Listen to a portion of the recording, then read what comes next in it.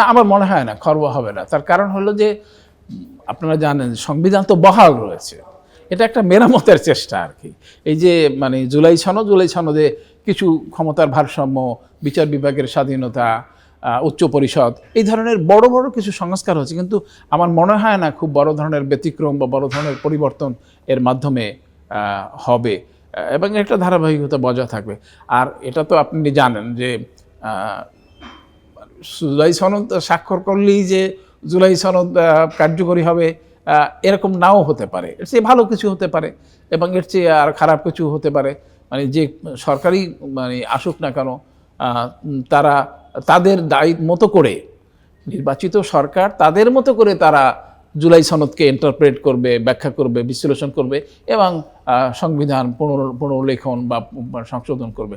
সুতরাং ধারাবাহিকতা রক্ষিত হবে বলেই আমার ধারণা। আমাদের জনজীবন, আমাদের মানে শিক্ষা সংস্কৃতি, কালচার, আমাদের খাদ্যাভ্যাস, আমাদের অর্থনৈতিক কার্যক্রমকে অস্বীকার করতে পারে একই রকম বাংলাদেশ।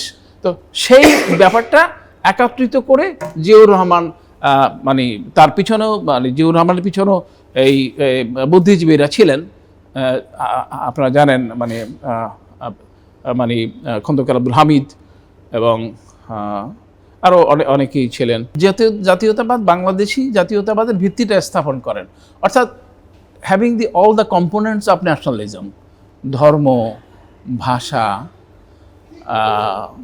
জীবনাচার, ইতিহাস, ঐতিহ্য সব কিছু মিলিয়ে একটা কমন একটা জাতীয়তাবাদ, যেটা পরবর্তীকালে শেখ হাসিনাও অস্বীকার করতে পারেন নাই। যেমন ধরেন এখন ওই যে মানে যখন পাসপোর্টে লেখা হয় তখন বাংলাদেশি, মানে স্টেটের পরিচয় হচ্ছে বাংলাদেশি, আর এমনি বাঙালি একটা জগা খিচুড়ি একটা গোজামিল দেওয়ার চেষ্টা করেছেন। এটাই হচ্ছে গিয়া বাংলাদেশের রাজনীতির একটা মূল কথা। ধর্ম এখানে আছে এবং প্রবলভাবেই আছে, বিশেষ করে যখন শেখ হাসিনার দীর্ঘ 17 বছরে ধর্মকে মানে একরকম অস্বীকার করা হয়েছে, ধর্মীয় রাজনীতির উপর নিপীড়ন চলেছে, নির্মম নিপীড়ন চলেছে, হত্যা করা হয়েছে, ফাঁসি দেওয়া হয়েছে, তখন এখানে স্বাভাবিকভাবেই একটা সামাজিক মনস্তাত্ত্বিক একটা বিপ্লব, একটি মনস্তাত্ত্বিক বৈপরীত্য জন্ম নিয়েছে। এই বৈপরীত্য 2024 সালের যে গণবিপ্লব হয়েছে, এই গণবিপ্লবের মাধ্যমে প্রকাশিত হয়েছে। আবার সেই একই কথা, তার মানে এই নয় যে এটা একটা ইসলামী বিপ্লব হয়েছে, তার মানে এই নয় যে জামাত ইসলামী বা ইসলামী ছাত্র শিবিরই সব কিছু করেছে।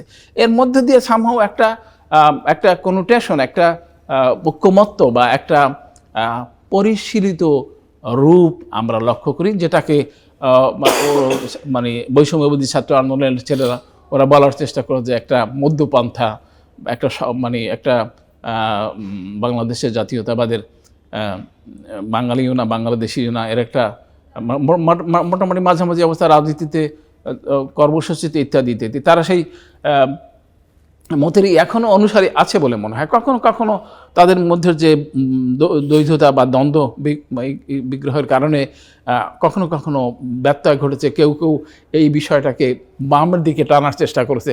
খুব সংগতভাবেই বামবুদ্ধিজীবী যারা আছেন এটাকে একটা লেফট ইন্টারপ্রিটেশন, আবার রাইট যারা আছেন তারা রাইট ইন্টারপ্রিটেশন দেওয়ার চেষ্টা করেছেন। কিন্তু আসলে মূল সত্য কথাটা এর মাধ্যমে ইসলামের একটি অনুশীলন, একটি অনুরণন বাংলাদেশের রাজনীতিতে খুব প্রবলভাবে অনুভূত হয়েছে এবং যার ফলাফল আপনি আজকে লক্ষ্য